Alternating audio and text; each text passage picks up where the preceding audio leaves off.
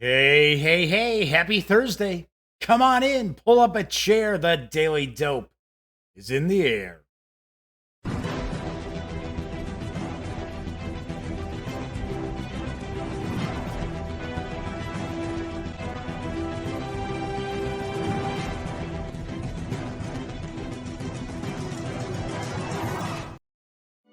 Howdy, howdy, howdy, gang. Yes, I'm Jeff McAleer, back once again as your host here at the Daily Dope, presented by thegaminggang.com, which I happen to be the Grand Poobah. So welcome aboard. It is Thursday. We've got our week just kind of cranking along, getting close to the weekend. Can't wait. I got lots cooking, lots going on. Got quite a few things I'll be talking about tonight outside of the news. But if this is your first time swinging in to catch the show, keep in mind this is a live stream. This is very, very casual. I mainly talk about tabletop gaming news, sometimes a little pop culture stuff, but for the most part, just kick back and relax and have some fun. So tonight is Thursday, November 14th. This is episode 392 of the Daily Dope. Because this is a live stream, chat is available on YouTube. It's not on screen. It's one of the ways that I keep some of the more unusual commenters at bay. But I do pay attention to chat. So if you'd like to say howdy, or maybe you've got a question or a comment, by all means, please chime in. And of course, if you like this video, please give it a quick thumbs up. If you haven't subscribed to the Gaming Gang channel yet, please do. And if you do, don't forget, ring that little bell. It'll not only notify you of when the stream goes live within a moment or two, it'll also tell you when I upload standalone videos, like my first looks, my unboxings, my page throughs, as well as my reviews. And of course, when you're not watching videos on the Gaming Gang channel, be sure to visit thegaminggang.com for all the latest in gaming news, reviews, comics, movies, TV. Come on, by now you know the drill. Get your geek on at thegaminggang.com and tell a friend, tell two friends, in fact, tell four friends. Well, then tell two of their friends. It'll be like 8 people, and it'll just be insane. So I'm in a good mood. A lot of cool things going on. John Vogel's in chat. How you doing, John? Good to see you. Welcome aboard. Got a lot cooking. So first off, let me grab a quick sip here from this strangely left-handed holiday mug that I've got. This is good old little snowman here. In the Chicago area, it is cold. It's like 20 degrees below our average for like the past, 14 days. It's nuts. That does not bode well for the rest of this year and into next. And I am not a big fan of cold weather. So I was talking, I believe it was yesterday, I had mentioned, maybe it was day before yesterday, I was talking about I might actually be putting together an interview with somebody that if you follow the Gaming Gang, I had mentioned that I talked to a little bit at San Diego Comic-Con last year. So wasn't sure if we were going to get this put together, but I have, as, excuse me, Nick Level Max and the Madman has arrived. So the Madman tweeted me earlier that he missed the show last night because he was gaming with friends. I'm like, sweet. Hope that was a good time. I just saw the reply was, it was a fantastic time. I wouldn't be doing the show if I could game. I'd be like, heck with you guys. I'm just teasing. Actually, every once in a while I take Fridays off because we do get together and do some gaming. It's a little easier than the weekends for some strange reason. Anyway, so back to what I was talking about. So I said, well, I'm not going to reveal who it is because I only mentioned it on an episode of the Daily Dope, right after Comic-Con. It's not something that I've really, brought up too often.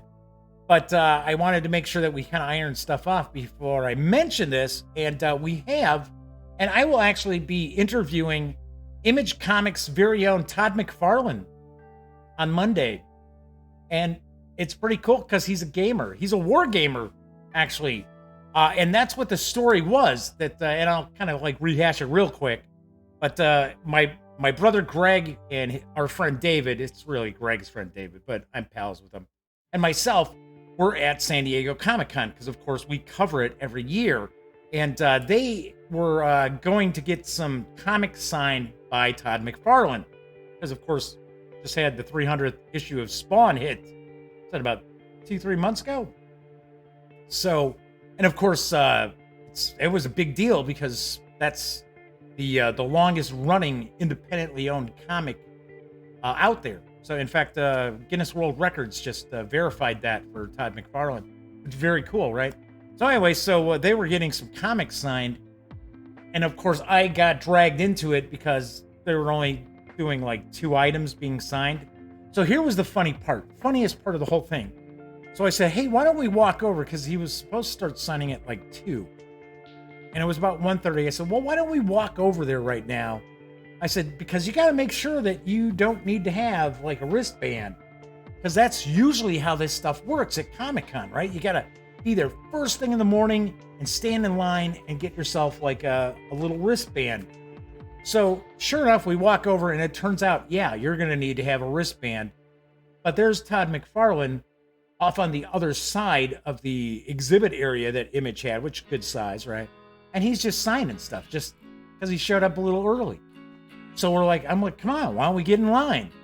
So sure enough, we're in line and we get up there, and I happened to mention to Todd McFarlane, I said, hey, I interviewed you a couple years ago when we were covering Comic-Con, and McFarlane Toys came out with their Walking Dead lineup of, like, buildable toys, right? I don't want to say Lego, but you know what I mean, right?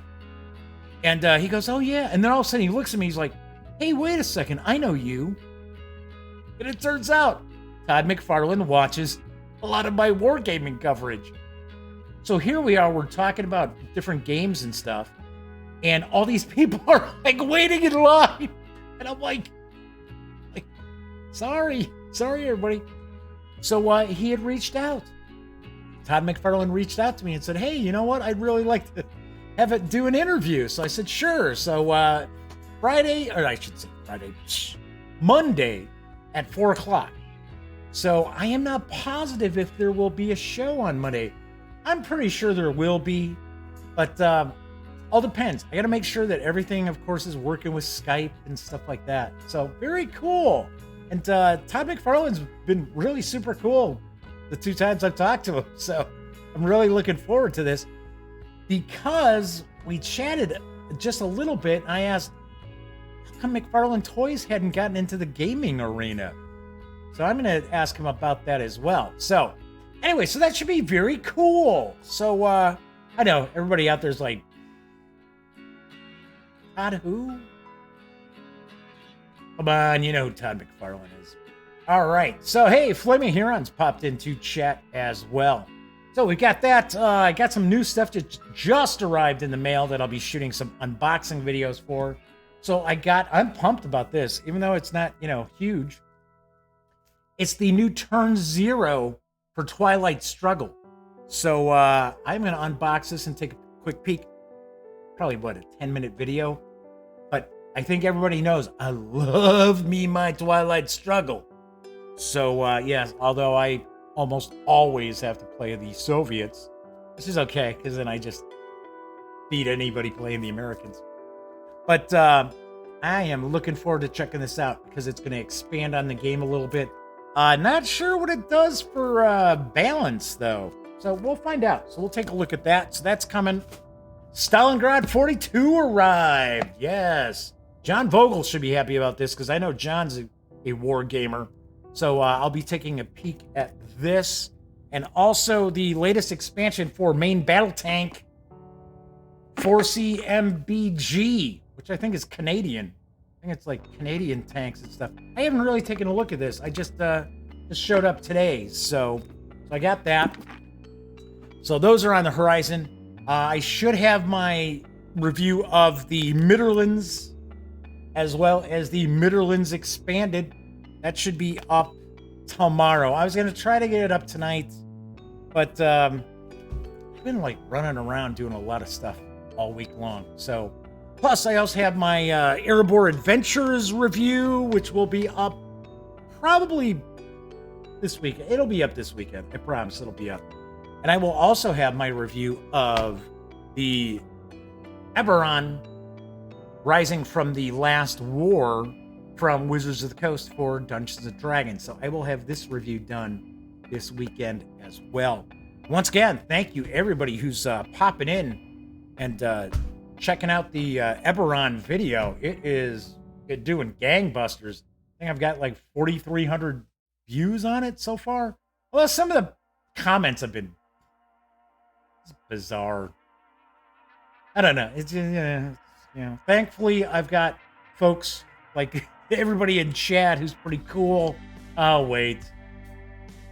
See, I say that and then Dan from No Enemies Here shows up. Okay, most of the people in chat, the vast majority, are really cool, including Dan. Dan knows I'm teasing. So anyhow, and yes, I'm sure Dan's probably like, hey dude, where's the video for No Enemies Here this weekend? I'll shoot it. I'll shoot it after the after I'm done with the show, because it's only a couple minutes long anyway. So good to have everybody in chat. Got a lot cooking, lots going on. So let's jump on into the news, because I've pontificated and just babbled on for about 12 minutes now. So first off, I know a lot of people out there are going to be excited about this. I'm kind of curious about it, and I'll actually discuss why once I'm done with the news piece. But Cephalofair Games has revealed there's a new Gloomhaven release going to head straight to retail. It's going to come out in Q3 of 2020. I've got the dope on Jaws of the Lion. Gloomhaven, Jaws of the Lion, is a standalone game that takes place before the events of Gloomhaven. The game includes 4 new characters. Valrith Redguard, tank and crowd control. Inex Hatchet, a range damage character. The Human Void Warden, which is a support and mind control character. And Quattro Demolitionist. I think Demolitionist tells us what happens there, right? Melee damage and obstacle manipulation. And they can be used in the original Gloomhaven game as well. This game will include 16 monster types, including 7 new standard monsters and 3 new bosses, and a new campaign with 25 scenarios that invites the heroes to investigate a case of a mysterious disappearance. Wow, isn't that like every fantasy game? It's like, what a trope that is, right? Anyway, you'll be investigating a case of a mysterious disappearance, or I should say disappearances, within the city. Is it the work of vermlings, or is something far more sinister going on? Gloomhaven, Jaws of the Lion, is aimed at a more casual audience to get people into the gameplay more quickly. All of the hard-to-organize cardboard maps have been, or I should map tiles, have been removed, and instead players will play on the scenario book itself, which features new artwork unique to each scenario. The last barrier to entry, i.e. learning the game, has also been lowered through a simplified rule set and a 5-scenario tutorial that will ease new players into the experience. I'm guessing here, but I'm estimating that this is going to be for 1 to 4 players, ages 13 and up, and probably play in 1 to 2 hours. None of that information has been released yet. I'm taking a stab. It's probably 1 to 4 players because they got 4 new character types. It is going to carry an MSRP around $40 to $50. So, as Dan from No Enemies Here asks, is Gloomhaven really a fun game? See, this is the question I've got. And here, let me pop back. So, I've got absolutely nothing against Cephalofair Games. I have heard great things about Gloomhaven. But here's the thing. So it was very, very difficult for people to get. And of course, there are gamers out there who will just, if something's hot, they will pay whatever it takes to get it on the secondary market, which to me, I think is kind of silly. There are a lot of games out there, right? But I think like Gloomhaven has a normal MSRP of about $130. And when nobody could get it, you were looking at about $200 to $250 on, say, eBay to grab it. Everybody was like just talking this game up, but no one I know had played it. So this is what I didn't understand. How could it be such like the number one hot game, yet there are only, I don't know, 500 copies out there? I don't know, right? So has Cephalofair Games waited until the irons are a little cold to go in this direction with Gloomhaven? I have heard some folks talking about how they did not care for the game, that there's just far too much crunch. So I don't know. I can't, like I said, I can't say anything because I have not played it. It is one huge box. It is a massively large box, I'll tell you that much. So this should be pretty cool. I highly doubt that we'll get to take a peek at it here on the Daily Dope or through the Gaming Gang, but you know, who knows? You never know. All right. So Dan asks, is the learning curve too much? I don't know. I honestly don't know. I have heard Mark H. Walker is a huge fan. I know Dan knows who Mark Walker is. He's a pal of mine over at Flying Pig Games and Tiny Battle Publishing. I know he really digs it, but I have heard from other folks as well. In fact, a couple of game designers who played it and they thought, I don't know what the big ballyhoo is about this. It was okay. So I don't know. I honestly don't know. So the Madman says that they've got Gloomhaven, just hasn't hit the table yet. There you have it. So it's up to the Madman to tell us how the game is, because I know I don't have it. So, you know, what can I tell you? All right, moving right along. Let's get on to our second news piece. So if you are a fan of AEG's Smash Up, you'll probably be excited by this next announcement because they're partnering up with the OP. Maybe it's the OP. I think it's the OP. It used to be USAopoly. And I've got the dope. Alderac Entertainment Group, publishers of hit games like Tiny Towns and Ecos First Continent, along with the OP Games, USAopoly, the Carlsbad board game and puzzle publisher behind best-selling party games, Telestrations, and Blank Slate. And actually, they do the Avengers Thanos game, which we really enjoyed. I think they got a new one that's like Harry Potter that's very similar style. Anyway, both companies are thrilled to announce their new partnership to bring officially licensed factions to AEG's flagship card game Smash Up in 2020 and beyond. The award-winning shuffle building game allows fans to draft decks of fictitious dream teams and pit them against other campy collections in a battle to dominate targeted bases.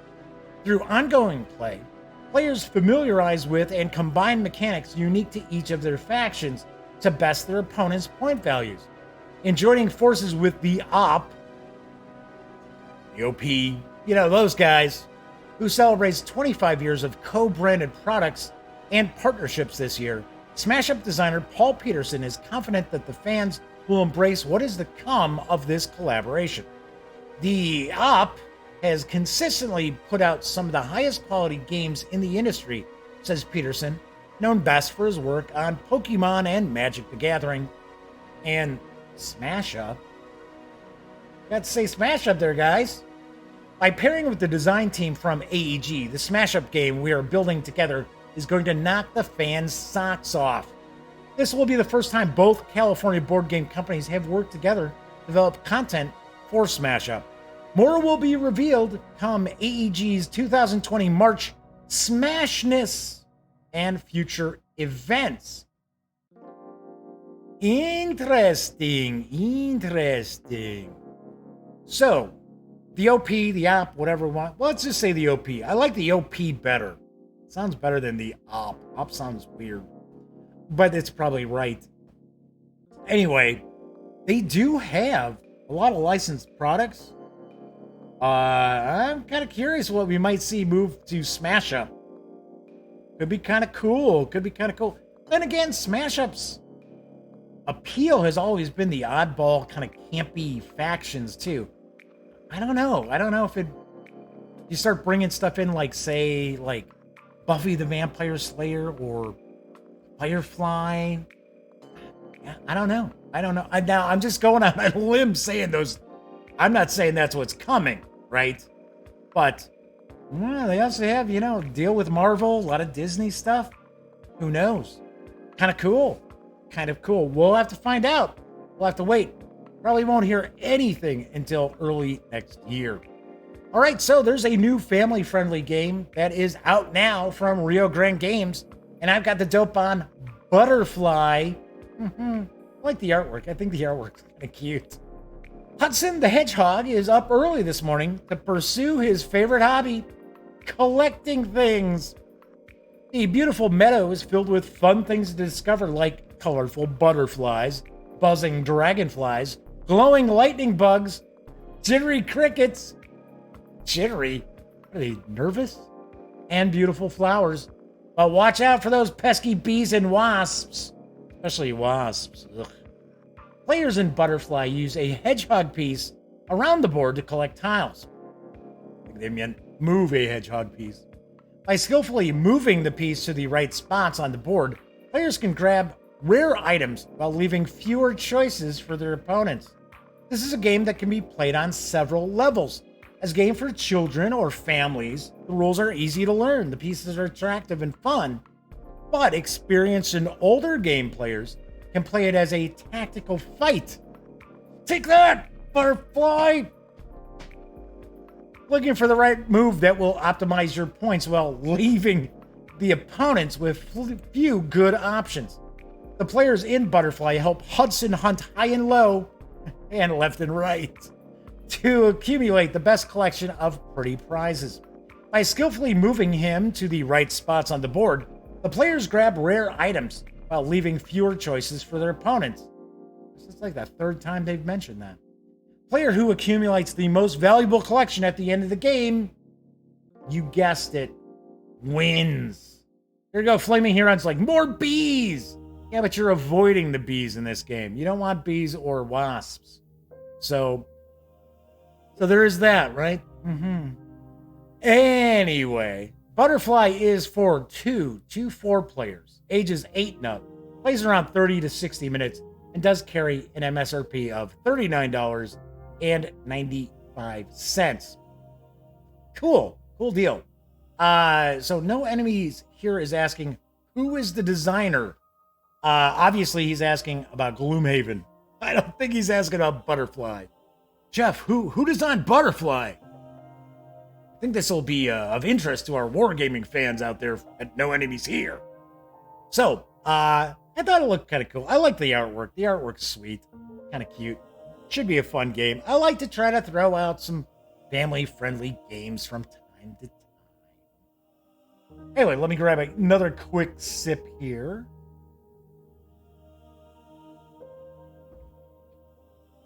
All right. So, on Thursdays, I always like to discuss role-playing games. I'm a huge role-playing game fan. Been playing for 40-some years now. So I've got the dope on the major upcoming February releases for Pathfinder and Starfinder from our friends over at Paizo Inc. First off, we've got the Pathfinder Game Mastery Guide for 2nd edition. Whether you're a new game master, experienced storyteller, you can always find new ways to hone your craft. This 256-page Pathfinder 2nd edition rulebook contains a wealth of new information, tools, and rule systems to add to your game. Inside, you'll find handy advice for building your own adventures, designing towns, and creating vibrant characters alongside rule systems for dramatic chases, thrilling tournaments, and deadly duels. This book also includes more than 40 pages of sample non-player characters, from the Simple Town Guard to the Vile Cultist. Damn you, Cultist!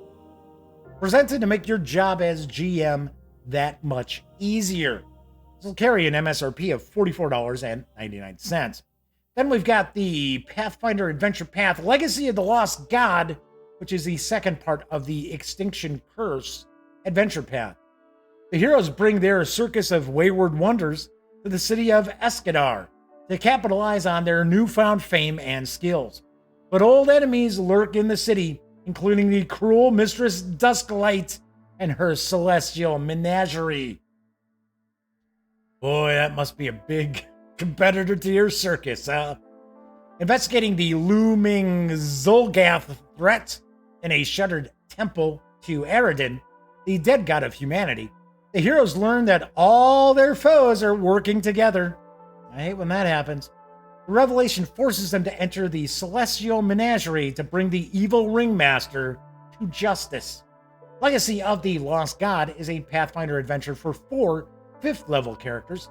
This adventure continues the Extinction Curse Adventure Path, a 6-part monthly campaign in which the heroes lead a traveling circus. I prefer it to be a freak show personally, but that's just me, as they unravel a plot to eradicate all life from the islands of the Inner Sea. This adventure also includes information about catfolk of Golarion, the villainous Zolgaths, don't know what those are, as well as new monsters and circus-themed rules. This carries an MSRP of $24.99. Then we've got the Pathfinder Adventure, The Dead God's Hand. Let me grab a quick sip here. Jeez. It's cold down here tonight. It is chilly in the Duct Tape Studios.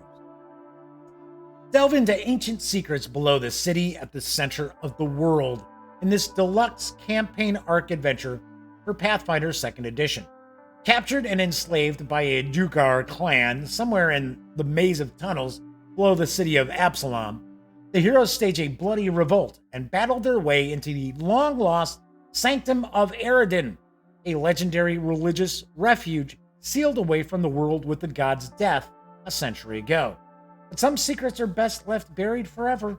An investigation into the mysterious dead god's hand, said to be hidden at the heart of the complex, and the shrouded figure whose desire for it triggered the hero's captivity in the first place, uncovers machinations that could threaten all of Absalom with the birth of a terrible new divinity.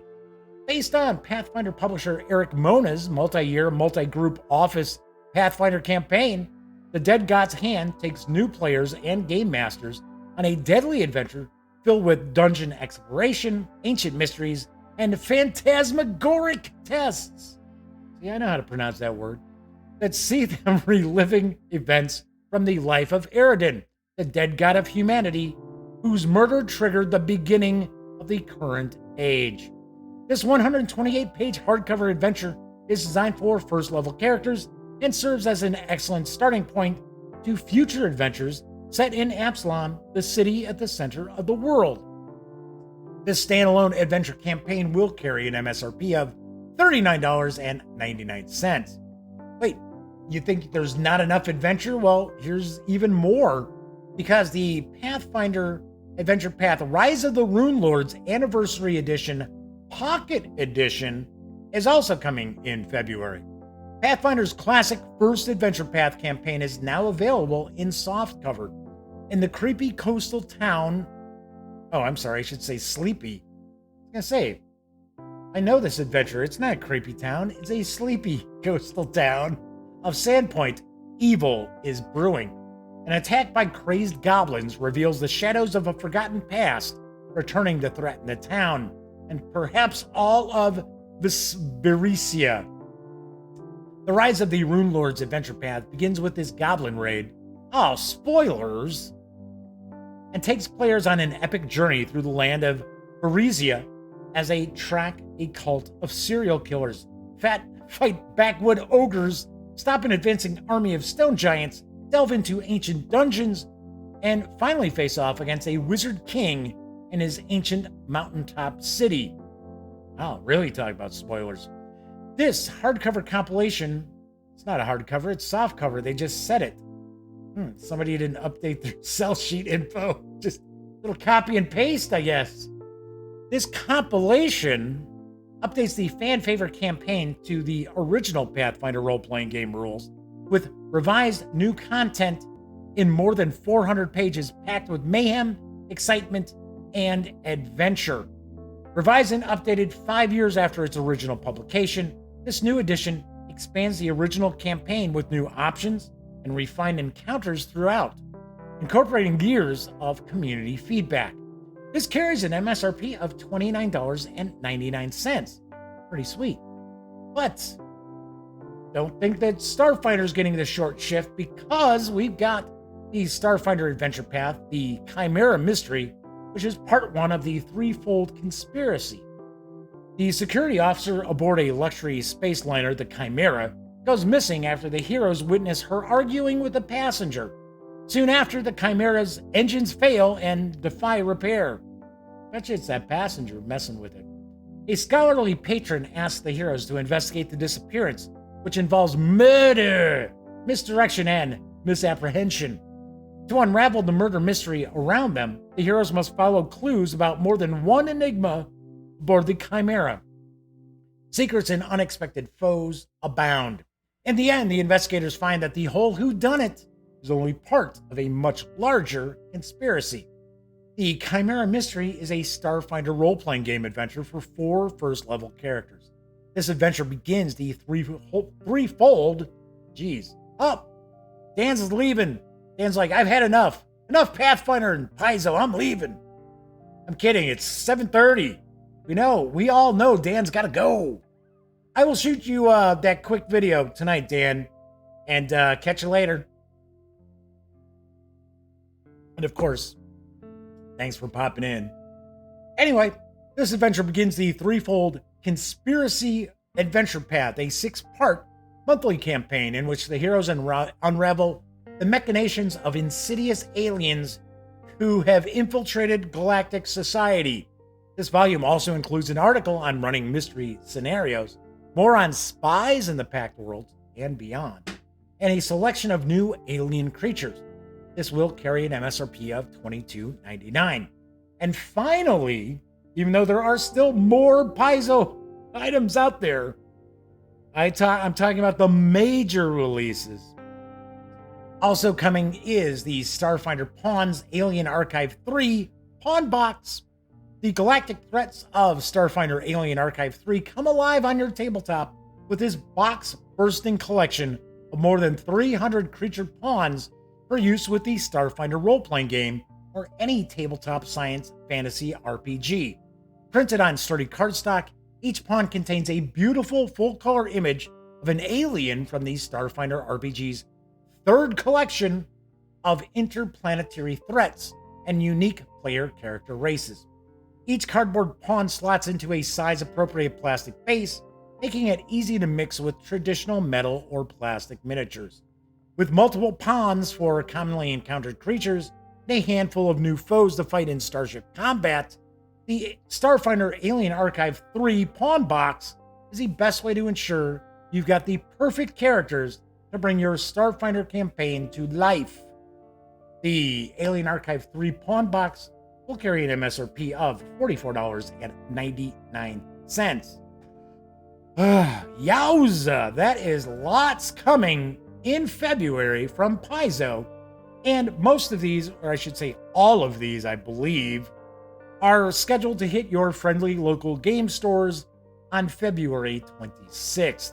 Kabuki Kid is in chat. See, Double K is hanging out like, okay, wait until Dan leaves. All right, Dan's gone. Hi, everybody. Just joking. Just teasing. Dan knows. Dan knows he's my pal. Dan's a good guy. Very good guy. Funny guy, too. And I mean funny as in humorous funny. All right. Moving right along. I still got a couple of more news pieces. First, there are 2 classic 4th edition Gamma World adventures that are now available in both PDF and in print from Wizards of the Coast. I've got the dope. First off, we have All Animals Are Equal.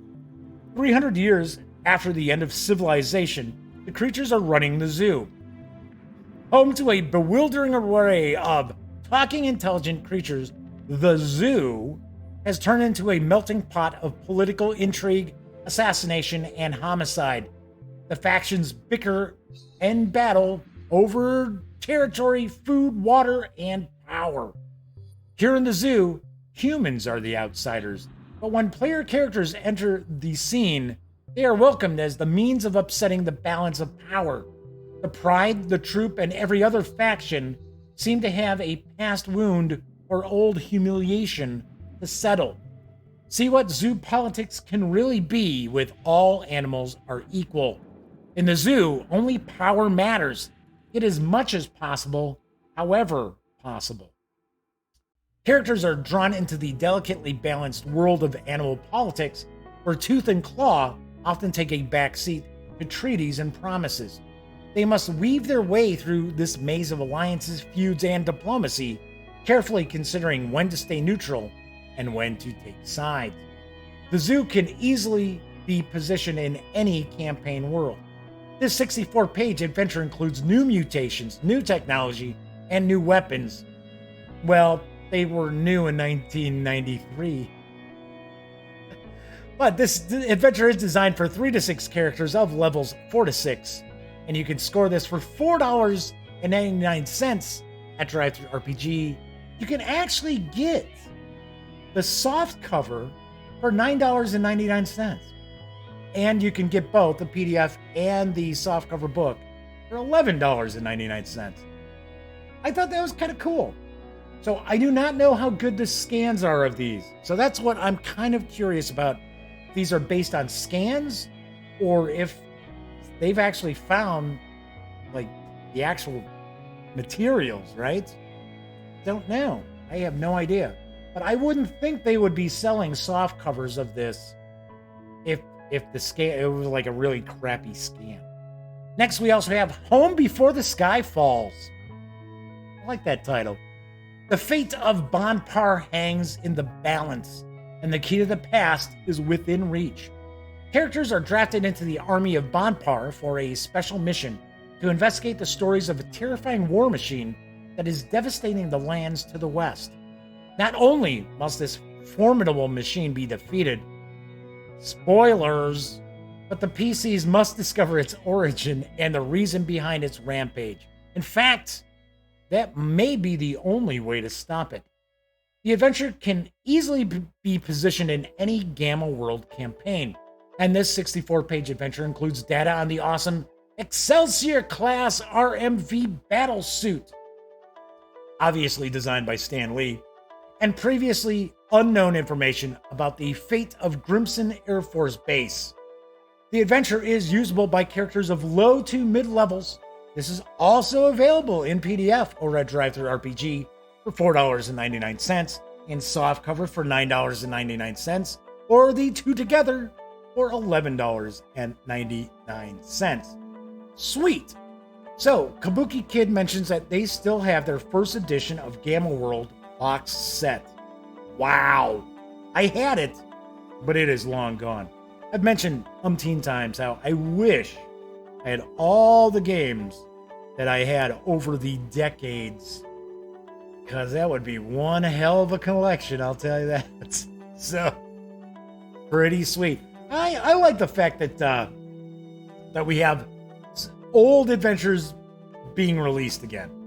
Even if they were just in PDF. I love to see that, because there is a lot of great material that has been published for various role-playing games over the years that, you know, are really never going to see the light of day as far as like a new print run or anything like that. So I like to see this.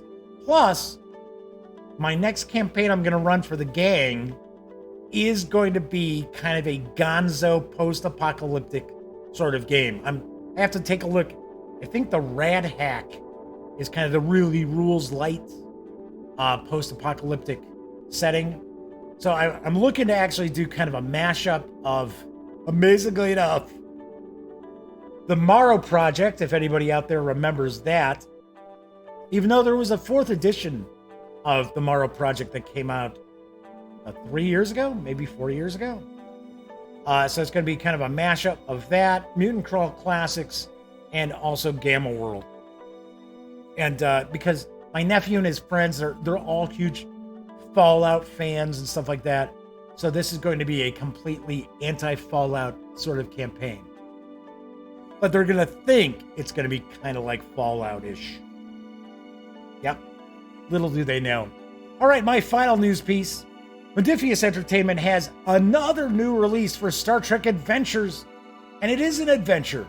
I've got the dope on Stolen Liberty. Will your crew dare to break the Prime Directive? This is Interlunar Probe 12. We are in immediate distress. We are caught in Zafral's gravity well. Our orbit is decaying into its outer atmosphere, and we are unable to generate sufficient thruster power to break free. We are in full eclipse from Jinnadar and unable to contact Master Control. If any other listener is somehow able to receive this message, please respond and advise. Repeat, this is Interlunar Probe 12. Haha. When the crew responds to a call for help, they soon find themselves faced with an ethical dilemma. Does the crew hold to the Federation principles of non-interference or break regulations to provide assistance? This standalone 19-page PDF adventure by Christopher L. Bennett is for the Star Trek Adventures role-playing game and is set during the Next Generation era. This adventure also contains advice for adaptation for use in campaigns based in other Star Trek eras. This PDF is available right now as of today at DriveThruRPG for $4.99. So I am going to take a guess. The crew is going to break the Prime Directive, especially if it's Next Generation, because they did kind of bust up the Prime Directive quite often. Okay, maybe not that often, but hey, I'm a huge fan. I love Next Generation. Next Generation is my favorite Trek series of all time. So, John Bogle says, I'd like to know how Jeff gets the P500 games before I get them. Because I'm a reviewer. I've been reviewing GMT stuff for years. But it's funny, because there are reviewers out there who get their releases from GMT before I do. And it's just a shipping thing. Just they live closer to GMT's warehouse, that's all. So, Fleming Huron says, picked up the Star Trek core rulebook and the adventure, which are on sale at the moment. That's right. And it's funny, because Modiphius started this sale last week on DriveThruRPG, and it says, this week only, but it's still running all through this week, too. So, yes, there is a sale on Star Trek Adventures on DriveThruRPG.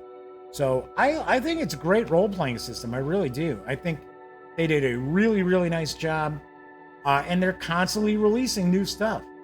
The one thing that I know I've heard people kind of whinge about is there's no Star Trek Discovery. But the thing is, they didn't work out a deal to be able to do stuff for Discovery. I think part of it was because at that time, I don't even think Discovery had premiered yet. So I'm sure CBS wasn't positive in Paramount, obviously. Weren't sure, was it gonna fly or not? So, no pun intended there, right? So I am way behind on Star Trek Discovery. I watched most of the first season. A lot of it I liked. It didn't feel Trek to me. I find the Orville is more Trek than Discovery, in my opinion. Now, granted, I have not watched like the second season or anything like that, but that whole like Next Generation vibe comes through on the Orville that I don't get from Discovery. Not saying Discovery's not a good science fiction show. I think it's really, really nicely done.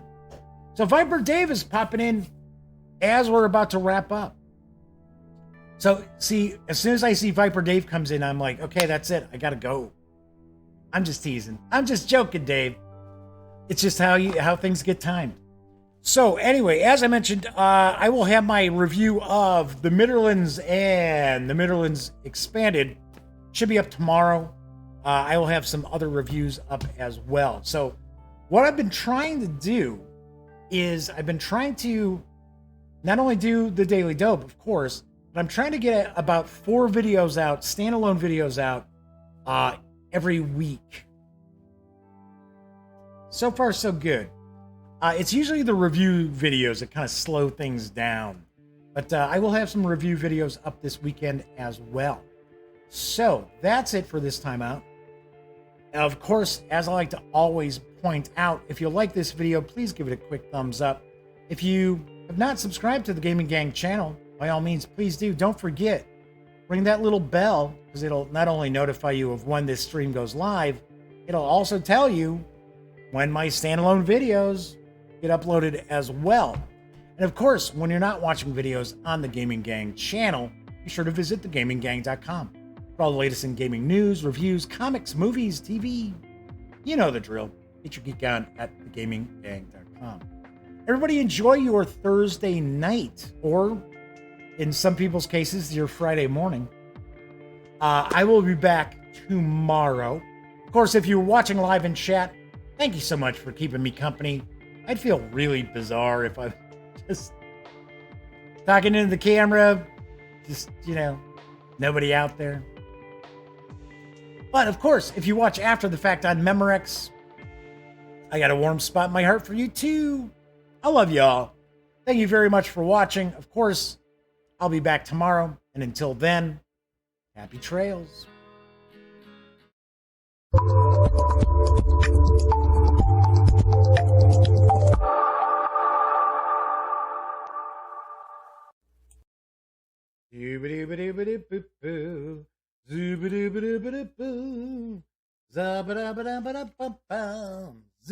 Whoa, hey. I didn't realize that you were still here. Well, if that's the case, then allow me to share the following information with you that I only have 20 seconds to do. So let's all take a deep breath. So if you would like to subscribe to the Gaming Gang channel, please click right here. If you want to check out the latest episode of the Daily Dope, click right here. And if you'd like to check out a randomly selected standalone video, by all means, click right here. Once again, I'm Jeff McAleer, and thanks for watching.